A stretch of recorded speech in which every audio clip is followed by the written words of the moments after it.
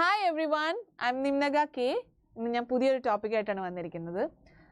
IELTS പ്രിപ്പറേഷനും പ്രാക്ടീസും എല്ലാം കഴിഞ്ഞ് test എഴുതാൻ പോകുമ്പോൾ കാൻഡിഡേറ്റ്സ് നമ്മളോട് കുറേ ചോദ്യങ്ങളായിട്ട് വരും. തലേ ദിവസം പാനിക്കായിട്ട് നമ്മൾ ടെസ്റ്റിന് പോകുമ്പോൾ എന്തൊക്കെ കൊണ്ടുപോകണം, അതെടുക്കണോ ഇതെടുക്കണോ, ടെസ്റ്റ് സെൻറ്ററിൽ പോയിട്ട് ആരെയും കാണണ്ടേ, എവിടെയാണ് പോയിരിക്കണ്ടേ, എപ്പോഴാണ് തുടങ്ങുക, എങ്ങനെയാണ് പേപ്പേഴ്സ് തരിക, ഒരുമിച്ച് തരുമോ, ഇങ്ങനെ കുറേ ചോദ്യങ്ങൾ ചോദിക്കാറുണ്ട്. ഇങ്ങനെയുള്ള കുറേ ചോദ്യങ്ങളിൽ ഉത്തരവായിട്ടാണ് ഞാൻ ഇന്ന് വന്നിരിക്കുന്നത്. അപ്പോൾ നമുക്ക് തുടങ്ങിയാലോ. ടെസ്റ്റ് ഡേയിൽ എന്തൊക്കെ എക്സ്പെക്റ്റ് ചെയ്യാമെന്ന് നോക്കാം. അപ്പം ആദ്യം തന്നെ നമുക്ക് എന്താണ് നമ്മൾ ടെസ്റ്റ് സെൻറ്ററിലേക്ക് കൊണ്ടുപോകേണ്ടതെന്ന് നോക്കാം. പ്രധാനമായിട്ട് നിങ്ങൾ കൊണ്ടുപോകേണ്ടത് നിങ്ങളുടെ ID പ്രൂഫാണ്. നിങ്ങൾ ടെസ്റ്റ് ബുക്ക് ചെയ്യാൻ ഉപയോഗിച്ച ID proof which is your passport. Passport ഇല്ലാതെ IELTS ടെസ്റ്റ് ബുക്ക് ചെയ്യാൻ പറ്റില്ല. പാസ്പോർട്ട് നിങ്ങൾ കയ്യിലെടുക്കുകയും വേണം ടെസ്റ്റ് സെൻറ്ററിൽ പോകുമ്പോൾ. ഇതൊരു മസ്റ്റാണ്. ആൻഡ് ദെൻ നിങ്ങൾക്ക് ഒരു കൺഫർമേഷൻ മെയിൽ വരും നിങ്ങൾ ടെസ്റ്റ് ബുക്ക് ചെയ്ത് കഴിയുമ്പോൾ. ഈ കൺഫർമേഷൻ മെയിൽ ഒന്നുകിൽ പ്രിൻ്റ് എടുത്തുകൊണ്ടോ അല്ലെങ്കിൽ നിങ്ങൾക്ക് നിങ്ങളുടെ ഡിവൈസിൽ കാണിക്കാവുന്നതാണ് ടെസ്റ്റ് സെൻറ്ററിൽ. മുമ്പൊക്കെ നമ്മൾ പ്രിൻ്റ് എടുത്താണ് കൊണ്ടുപോകാറ്. ധൈര്യം കുറവുള്ളവർ പ്രിൻ്റ് എടുത്ത് തന്നെ വയ്ക്കാം. നിങ്ങൾ ഫോട്ടോ, ബയോമെട്രിക്സ് ഇതെല്ലാം അവിടെ എടുക്കും ടെസ്റ്റ് സെൻറ്ററിൽ. ചില ടെസ്റ്റ് സെൻറ്റേഴ്സ് നമ്മളോട് ഫോട്ടോ ക്യാരി ചെയ്യാൻ പറയാറുണ്ട്. അങ്ങനെയുള്ളവർ ഫോട്ടോ കൈവശം വയ്ക്കുന്നത് നല്ലതായിരിക്കും. അപ്പോൾ ടെസ്റ്റ് ബുക്ക് ചെയ്യുമ്പോൾ തന്നെ ഇതെല്ലാം പ്ലാൻ ചെയ്യുന്നത് നല്ലതായിരിക്കും. ലാസ്റ്റ് മിനിറ്റിൽ കയ്യിൽ ഫോട്ടോ ഇല്ല എന്നൊക്കെ പറഞ്ഞ് നമ്മൾ പാനിക് ആവുന്നതിനേക്കാളും നല്ലത്, തലേ ദിവസത്തെ ഓട്ടത്തിനേക്കാളും നല്ലത് നമ്മൾ നേരത്തെ ഇതെല്ലാം കരുതി വയ്ക്കുന്നതാണ്. അപ്പോൾ ഫോട്ടോ ഇല്ലാത്തവർ അത് റെഡിയാക്കി വയ്ക്കുക. ആവശ്യമെങ്കിൽ ക്യാരി ചെയ്യുക. കോപ്പീസും നിങ്ങളുടെ IDൻ്റെ കോപ്പീസും ആവശ്യമെങ്കിൽ മാത്രം ക്യാരി ചെയ്യുക. റെഡിയാക്കി വയ്ക്കുന്നത് നല്ലതായിരിക്കും ലാസ്റ്റ് ഡേയിൽ ഓടുന്നതിന് പകരം. ആൻഡ് നിങ്ങൾക്ക് വെള്ളം കൊണ്ടുപോകണമെന്നുണ്ടെങ്കിൽ നിങ്ങൾക്ക് വെള്ളം അവിടെ പ്രൊവൈഡ് ചെയ്യും. യൂഷ്വലി സ്വന്തം വെള്ളം കൊണ്ടുപോകണം എന്നുള്ളവരുണ്ടെങ്കിൽ ലേബൽ ഇല്ലാത്ത ട്രാൻസ്പെറൻറ്റ് ബോട്ടിൽസ് കൊണ്ടുപോകാവുന്നതാണ്. ആൻഡ് ദെൻ ഏതെങ്കിലും കേസിൽ മെഡിക്കേഷൻ ആവശ്യമുള്ളവരാണെന്നുണ്ടെങ്കിൽ മെഡിക്കേഷൻ പെർമിഷനോടുകൂടി നിങ്ങൾക്ക് പെർമിഷൻ എടുത്ത് ടെസ്റ്റ് സെൻറ്ററിൽ പെർമിഷൻ എടുത്തതിന് ശേഷം ഹാളിലേക്ക് കയറ്റാവുന്നതാണ്. പക്ഷേ അപ്പോൾ നിങ്ങൾക്ക് ആവശ്യം ആണെന്ന് കാണിക്കാനുള്ള ഡോക്യുമെൻറ്റ്സ് അവിടെ സബ്മിറ്റ് ചെയ്യേണ്ടി വരും, പ്രൊവൈഡ് ചെയ്യേണ്ടി വരും. പ്രിസ്ക്രിപ്ഷനോ ഡോക്ടറിൻ്റെ മറ്റേതെങ്കിലും പ്രൂഫ് ഡോക്യുമെൻറ്റ്സോ നിങ്ങൾക്ക് സബ്മിറ്റ് ചെയ്യേണ്ടി വരും. ഇത്രയാണ് നിങ്ങൾ ടെസ്റ്റ് സെൻറ്ററിലേക്ക് കൊണ്ടുപോകേണ്ടി വരിക. സ്റ്റേഷനറി എടുക്കേണ്ട ആവശ്യമില്ല, സ്റ്റേഷനറി അവിടെ പ്രൊവൈഡ് ചെയ്യും. ബ്ലാക്ക് ബോൾ പോയിൻറ്റ് പെന്നാണ് നിങ്ങൾ പെൻ ആൻഡ് പേപ്പർ ആണെങ്കിൽ, pen and paper based test ആണെങ്കിൽ ഉപയോഗിക്കേണ്ടത്. അപ്പോൾ അത് അവിടെ തരും. ഈവൻ കമ്പ്യൂട്ടർ ബേസ്ഡ് ടെസ്റ്റ് ആണെങ്കിലും നിങ്ങൾക്ക് നോട്ട്സ് ഒക്കെ എഴുതാനുള്ള പേപ്പറും പെന്നൊക്കെ അവിടെ തന്നെ തരും. അപ്പോൾ സ്റ്റേഷനറി കൊണ്ടുപോകേണ്ട ആവശ്യമില്ല. മറ്റ് ഡിവൈസസ്, ഇലക്ട്രോണിക് ഡിവൈസസ് ഒന്നും നിങ്ങൾ ടെസ്റ്റ് ഹാളിലേക്ക് കയറ്റാൻ പാടില്ല. നിങ്ങൾ ഡിസ്ക്വാളിഫൈ ചെയ്യും. വാച്ച് പോലെ നിങ്ങൾ ഉള്ളിലേക്ക് കയറ്റാൻ പാടില്ല. ടൈം അവിടെ ഡിസ്പ്ലേ ചെയ്യുക നമുക്ക് സ്ക്രീനിൽ. അപ്പോൾ നമ്മൾ ഇലക്ട്രോണിക് ഡിവൈസസ് ഒന്നും ടെസ്റ്റ് സെൻറ്ററിൻ്റെ ഉള്ളിലേക്ക്, ഹാളിൻ്റെ ഉള്ളിലേക്ക് കയറ്റാതെ നോക്കുക. നമ്മുടെ ബിലോങ്ങിങ്സും നമ്മൾ ടെസ്റ്റ് സെൻറ്ററിൻ്റെ ഉള്ളിലേക്ക് കയറ്റില്ല. നമ്മളുടെ ബാഗ്സോ മറ്റ് പേഴ്സോ അങ്ങനെ മറ്റ് ബിലോങ്ങിങ്സൊക്കെ ഉണ്ടെങ്കിൽ അതൊന്നും ഹാളിലേക്ക് കയറ്റരുത്.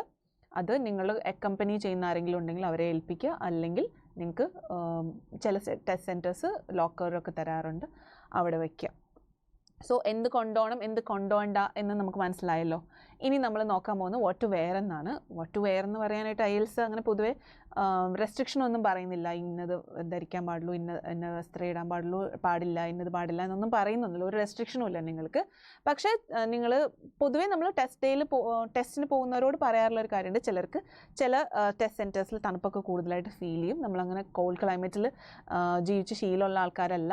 അങ്ങനെയുള്ളവരുണ്ടെങ്കിൽ വാം ക്ലോത്ത്സ് ഉപയോഗിക്കുന്നത് നല്ലതായിരിക്കും. നിങ്ങൾക്ക് കംഫർട്ട് തരുന്ന, നിങ്ങളെ എക്സാം സെൻറ്ററിൽ എക്സാം എഴുതുമ്പോൾ അതിൽ നിന്ന് ഫോക്കസ് കളയുന്ന തരത്തിൽ ഉള്ള ഡ്രസ്സുകളൊന്നും, ഞാൻ ഉദ്ദേശിച്ചത് നിങ്ങളുടെ കംഫർട്ടിനെ എഫക്റ്റ് ചെയ്യുന്ന ഡ്രസ്സുകളൊന്നും ഇടാതിരിക്കുക. വാം ക്ലോത്ത്സ് വേണമെന്നുള്ളവർ അങ്ങനെ ചെയ്യുക, അല്ലാത്തവർ ആ രീതിയിൽ ധരിക്കുക.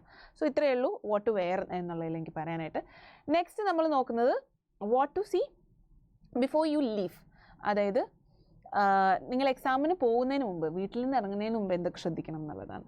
നിങ്ങൾക്ക് ടെസ്റ്റ് സെൻറ്റർ വന്നു കഴിഞ്ഞാൽ തന്നെ നിങ്ങൾ ടെസ്റ്റ് സെൻറ്ററിൻ്റെ ലൊക്കേഷൻ നോക്കി വയ്ക്കുക, റൂട്ട് നോക്കി വയ്ക്കുക.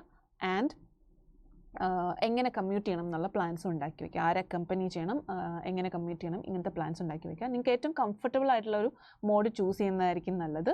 വെറുതെ ട്രാവൽ ഹാസൽസ് ഒക്കെ ഒഴിവാക്കി ടയേർഡായിട്ട് ഒരുപാട് ലോങ് ഡിസ്റ്റൻസ് ട്രാവൽ ഉള്ളവരൊക്കെ ആണെങ്കിൽ ടയേർഡായിട്ട് എക്സാം സെൻറ്ററിൽ ചെന്ന് കയറുന്നതിനേക്കാൾ വളരെ നല്ലതാണ് ഏറ്റവും കംഫർട്ടബിൾ ആയിട്ടുള്ള ഒരു മോഡ് ഓഫ് ട്രാൻസ്പോർട്ടേഷൻ ചൂസ് ചെയ്യുന്നത്.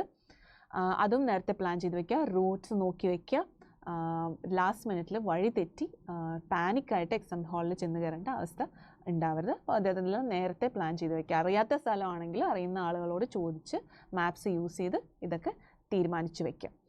ആൻഡ് പിന്നെ നിങ്ങൾ ചെയ്യേണ്ടത് തലേ ദിവസം ഇപ്പോൾ IELTS പോലെയുള്ള ഒരു പ്രൊഫഷൻസി ടെസ്റ്റിന് വേണ്ടി പ്രിപ്പയർ ചെയ്യുന്ന ആൾക്കാർക്ക് ഒരുപാട് പഠിച്ച് ബൈ ഹാർട്ട് ചെയ്ത് അങ്ങനെയൊന്നും ചെയ്യാനൊന്നുമില്ല. അപ്പോൾ നിങ്ങൾ ആവശ്യത്തിന് പ്രാക്ടീസും കാര്യങ്ങളൊക്കെ ചെയ്തിട്ടുണ്ടെങ്കിൽ തലേ ദിവസം നിങ്ങൾക്ക് ചുമ്മാ ചില്ല് ചെയ്യാം. അപ്പോൾ നിങ്ങൾ ആവശ്യത്തിന് റെസ്റ്റ് എടുക്കുക. എന്തെങ്കിലും ബ്രഷപ്പ് ചെയ്യാനുള്ളതൊക്കെ ഉണ്ടെങ്കിൽ ഒന്ന് നോക്കിയിട്ട് ആവശ്യത്തിന് റെസ്റ്റ് എടുക്കുക. ആവശ്യത്തിൽ കൂടുതൽ ഉറങ്ങാതിരിക്കുക, ആവശ്യത്തിൽ കുറവ് ഉറങ്ങാതിരിക്കുക, ആവശ്യത്തിന് ഉറക്കം കിട്ടുന്നു എന്ന് ഉറപ്പ് വരുത്തുക. തലേ ദിവസവും നിങ്ങളുടെ ടെസ്റ്റ് ഡേയുടെ അന്നും ഹെവി ആയിട്ടുള്ള മീൽസ് അല്ലെങ്കിൽ ഹെൽത്തിനെ എഫക്റ്റ് ചെയ്യുന്ന കൈൻഡ് ഓഫ് മീൽസ് ഒന്നും ഇൻക്ലൂഡ് ചെയ്യാതിരിക്കുക.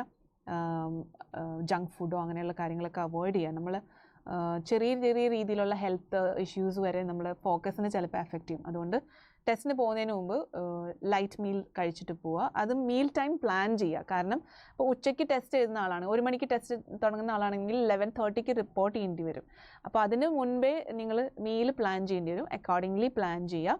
ആൻഡ് ഹെവി മീൽ ആവാതിരിക്കുക. ആൻഡ് കുറഞ്ഞും പോവാതിരിക്കുക. ആവശ്യത്തിന് ഭക്ഷണം കഴിച്ചിട്ട് വേണം നിങ്ങൾ എക്സാം ഹാളിൽ കയറാൻ, ക്ഷീണം ഉണ്ടാവാതിരിക്കാൻ വേണ്ടിയിട്ട്.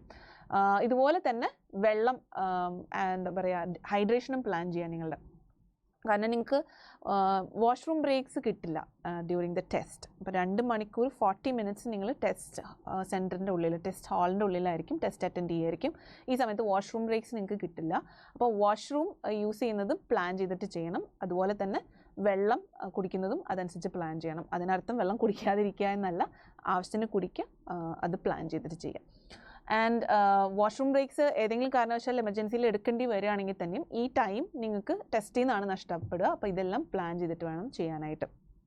അപ്പോൾ ഇത്രയും കാര്യങ്ങൾ എക്സാമിന് പോകുന്നതിന് മുമ്പേ പ്രിപ്പയർ ആയിട്ടിരിക്കുക. ഡോക്യുമെൻറ്റ്സും എടുത്തു വെച്ച് ടെൻഷൻ ഇല്ലാതെ, പാനിക് ഉണ്ടാകുന്ന സിറ്റുവേഷൻസ് എല്ലാം അവോയ്ഡ് ചെയ്ത് വേണം നിങ്ങൾ ടെസ്റ്റ് സെൻറ്ററിലേക്ക് പോകാനായിട്ട്. നൗ അറ്റ് ദ സെൻറ്ററിൽ എന്തൊക്കെയാണ് നിങ്ങൾ ചെയ്യേണ്ടി വരിക? ഡോക്യുമെൻറ്റ്സ് സബ്മിറ്റ് ചെയ്യുന്നു, വെരിഫിക്കേഷൻ കാര്യങ്ങളെല്ലാം കഴിയുന്നു, അവർ നിങ്ങളുടെ ID പ്രൂഫൊക്കെ ചെക്ക് ചെയ്യുന്നു, ബയോമെട്രിക്സ്, ഫോട്ടോ ഇതെല്ലാം കഴിയുന്നു, നിങ്ങളുടെ ബിലോങ്ങിങ്സ് സേഫായിട്ട് വയ്ക്കുന്നു. നിങ്ങളുടെ ഫാമിലി മെമ്പറിനെ നിങ്ങൾക്ക് ടെസ്റ്റ് ഹാളിലേക്ക് കയറ്റാൻ പറ്റില്ല. അപ്പം they have to wait somewhere outside, അല്ലെങ്കിൽ അവർ ഒരു സ്ഥലത്ത് കണ്ടുവയ്ക്കുക, അവിടെ വെയിറ്റ് ചെയ്യുക എന്നുള്ളതാണ് ചെയ്യാൻ പറ്റുള്ളൂ. ആൻഡ് ദെൻ സെൻട്രൽ ഹാളിൽ കയറി കഴിഞ്ഞ് കഴിഞ്ഞാൽ പെൻ ആൻഡ് പേപ്പർ ടെസ്റ്റ് എടുക്കുന്നവർ ആദ്യം അറ്റൻഡ് ചെയ്യാൻ പോകുന്നത് റൈറ്റിംഗ് ആയിരിക്കും, പിന്നെ റീഡിംഗ്, പിന്നെ ലിസ്ണിംഗ് ആണ്. കമ്പ്യൂട്ടർ ബേസ്ഡ് എടുക്കുന്നവർ ലിസ്ണിംഗ്, റീഡിംഗ്, റൈറ്റിംഗ് ഈ ഓർഡറിലാണ് എക്സാം എഴുതുക. അപ്പം നിങ്ങൾക്ക് നോട്ട്സ് എഴുതാനുള്ളതെല്ലാം തരുമെന്ന് പറഞ്ഞല്ലോ. ആൻഡ് പെൻ ആൻഡ് പേപ്പർ എടുക്കുമ്പോൾ റൈറ്റിങ്ങിൻ്റെ ആൻസർ ഷീറ്റ്സ് തരുമ്പോൾ നിങ്ങൾക്ക് ആൻസർ ഷീറ്റ്സിൽ ഏത് മൊഡ്യൂളിനാണെങ്കിലും ആൻസർ ഷീറ്റ്സിൽ കുറച്ച് ഡീറ്റെയിൽസ് ഫില്ല് ചെയ്യാനുണ്ട്. നിങ്ങളുടെ കാൻഡിഡേറ്റ് നമ്പേഴ്സ്, ടെസ്റ്റ് സെൻറ്ററിൻ്റെ ഡീറ്റെയിൽസ് ഇതെല്ലാം ഫില്ല് ചെയ്യാനുണ്ട്. ഇൻവിജിലേറ്റേഴ്സിൻ്റെ ഇൻസ്ട്രക്ഷൻസ് കേട്ട് മാത്രം ഇതെല്ലാം ഫില്ല് ചെയ്യുക. സ്വന്തമായിട്ട് ഫില്ല് ചെയ്ത് അബദ്ധങ്ങൾ വരാതിരിക്കാനായിട്ട് ഇൻവിജിലേറ്റേഴ്സിൻ്റെ ഇൻസ്ട്രക്ഷന് വേണ്ടി വെയിറ്റ് ചെയ്യുക, അതുപോലെ തന്നെ ഫോളോ ചെയ്യുക. It takes time. അതേ ടൈമിൽ തന്നെ നിങ്ങളും ചെയ്യുക. എന്തെങ്കിലും അബദ്ധം അറിയാതെ സംഭവിച്ചു പോയാൽ ഉടനെ തന്നെ ഇൻവിജിലേറ്റേഴ്സിൻ്റെ ഹെൽപ്പ് എടുക്കുക. കൈ പൊക്കി കാണിച്ചാൽ അവർ ഒബ്വിയസ്ലി നിങ്ങളുടെ അടുത്തേക്ക് വരും, നിങ്ങളെ ഹെൽപ്പ് ചെയ്യും. അതുകൊണ്ട് ഹെൽപ്പ് എടുക്കാനും മടിക്കരുത്. ഇൻവിജിലേറ്റേഴ്സിൻ്റെ ഇൻസ്ട്രക്ഷൻസ് ഫോളോ ചെയ്ത് അതേപടി കാര്യങ്ങൾ ചെയ്താൽ മതി. ആൻഡ് ടെസ്റ്റ് സ്റ്റാർട്ട് ചെയ്യുമ്പോൾ സ്ക്രീനിൽ ടൈമർ ഉണ്ടാവും. ടൈം ചെക്ക് ചെയ്യാൻ മറക്കരുത്. ആൻഡ് റൈറ്റിംഗ് ടാസ്ക് ചെയ്യുമ്പോൾ പലർക്കും പറ്റിയിട്ടുള്ള ഒരു അബദ്ധമാണ് ടാസ്ക് 1ൻ്റെ ആൻസർ ഷീറ്റിൽ ടാസ്ക് 2ൻ്റെ ആൻസർ എഴുതുക, ടാസ്ക് 2ൻ്റെ ആൻസർ ഷീറ്റിൽ ടാസ്ക് 1ൻ്റെ ആൻസർ എഴുതുക. ഇങ്ങനത്തെ അബദ്ധങ്ങളൊന്നും പറ്റാതെ ആൻസർ ഷീറ്റ് കൃത്യമായി ചെക്ക് ചെയ്ത് ആൻസേഴ്സ് എഴുതുമ്പോൾ ഇപ്പം ടാസ്ക് 2ന് ചിലർ അഡീഷണൽ ഷീറ്റ് മേടിക്കും. അഡീഷണൽ ഷീറ്റ് മേടിക്കുകയാണെങ്കിൽ അതിൽ ഡീറ്റെയിൽസ് ഫില്ല് ചെയ്യണം. അത് മറക്കാതെ ചെയ്യുക. അതിൽ ഫ്രണ്ടും ബാക്കും ഉണ്ട്. ഫ്രണ്ട് സൈഡും ബാക്ക് സൈഡും നോക്കി തന്നെ എഴുതി തുടങ്ങുക. ഫ്രണ്ടിൽ നിന്ന് എഴുതാം, പിന്നെ അപ്സൈഡ് ഡൗൺ ആയിട്ട് എഴുതുക. അങ്ങനത്തെ അബദ്ധങ്ങളൊന്നും ചെയ്യാതെ കൃത്യമായിട്ടും മൈൻഡ്ഫുള്ളായിട്ടിരുന്ന് അറ്റംപ്റ്റ് ചെയ്യുക എന്നുള്ളതാണ്. ക്വസ്റ്റ്യൻ പേപ്പറിൽ നോട്ട്സ് എഴുതുന്നതുകൊണ്ട് കുഴപ്പമില്ല. അപ്പം നോട്ട്സൊക്കെ എഴുതാം. നിങ്ങളെ ഇവാലുവേറ്റ് ചെയ്യാൻ പോകുന്നവർ നിങ്ങളുടെ ക്വസ്റ്റ്യൻ പേപ്പർ കാണുന്നില്ല. അപ്പം നിങ്ങൾക്ക് എന്ത് നോട്ട്സും പൊട്ടത്തരങ്ങളൊക്കെ എഴുതി വയ്ക്കാൻ കുഴപ്പമില്ല. റൈറ്റിംഗ് കഴിഞ്ഞിട്ട് റീഡിംഗ് ആയാലും ലിസ്ണിംഗ് ആയാലും ആൻസർ ഷീറ്റ്സ് നോക്കി ആൻസർ ചെയ്യുക. അതായത് റീഡിങ്ങിൻ്റെ ആൻസർ ഷീറ്റിൽ റീഡിംഗിന് മാർക്ക് ചെയ്തിട്ടുണ്ടാവും, ലിസ്ണിങ്ങിൻ്റെ ആൻസർ ഷീറ്റിൽ ലിസ്ണിങ്ങിന് മാർക്ക് ചെയ്തിട്ടുണ്ടാവും. കൃത്യമായിട്ട് നോക്കി തന്നെ തെറ്റ് വരുത്താതെ ആൻസർ ചെയ്യുക. ഇതുപോലെ തന്നെ ക്വസ്റ്റ്യൻ നമ്പേഴ്സും ചെക്ക് ചെയ്യുക നിങ്ങൾ ആൻസർ ചെയ്യുമ്പോൾ. ഇങ്ങനത്തെ കാര്യങ്ങളെല്ലാം നോക്കുക. ഇത്രയൊക്കെയാണ് പൊതുവെ ടെസ്റ്റിനെ കുറിച്ചിട്ട് എല്ലാ കാൻഡിഡേറ്റ്സും ചോദിക്കാറുള്ളത്. ഇനി എന്തെങ്കിലും ക്വസ്റ്റ്യൻസ് നിങ്ങൾക്ക് ഉണ്ടെങ്കിൽ കമൻറ്റ് ചെയ്യാം നിങ്ങൾക്ക്, അല്ലെങ്കിൽ ഇങ്ങനത്തെ നമ്മുടെ ചാനലിൽ വീഡിയോസ് കാണാം. അതിനുവേണ്ടി നമ്മുടെ ചാനൽ സബ്സ്ക്രൈബ് ചെയ്താൽ മതി. കൂടുതൽ നമ്മളോട് സംസാരിക്കണം എന്നുണ്ടെങ്കിൽ ടെലിഗ്രാം ചാനലിൽ ജോയിൻ ചെയ്യാം. അതിൻ്റെ ലിങ്ക് താഴെ പ്രൊവൈഡ് ചെയ്തിട്ടുണ്ട്. ആൻഡ് നമ്മളടുത്ത് നേരിട്ട് ഗൈഡൻസ് എടുക്കണം, നേരിട്ടാണ് ഇതൊക്കെ ചോദിച്ചറിയേണ്ടതെന്നുണ്ടെങ്കിൽ ഒബ്വിയസ്ലി നമ്മുടെ ബാച്ചസ് ഒക്കെ ഓൾറെഡി സ്റ്റാർട്ട് ചെയ്തിട്ടുണ്ട്. കോഴ്സിൽ ജോയിൻ ചെയ്യുക. അതിനുള്ള ഡീറ്റെയിൽസും താഴെ കൊടുത്തിട്ടുണ്ട്. കോൺടാക്ട് നമ്പറിൽ വിളിച്ചാൽ നിങ്ങൾക്ക് ടീമിനെ കോൺടാക്ട് ചെയ്യാം. അല്ലെങ്കിൽ നിങ്ങൾക്ക് ഗൂഗിൾ ഫോം ഫില്ല് ചെയ്താൽ നമ്മുടെ ടീം നിങ്ങളെ കോൺടാക്ട് ചെയ്യും.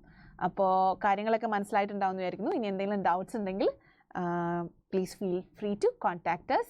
Thank you so much.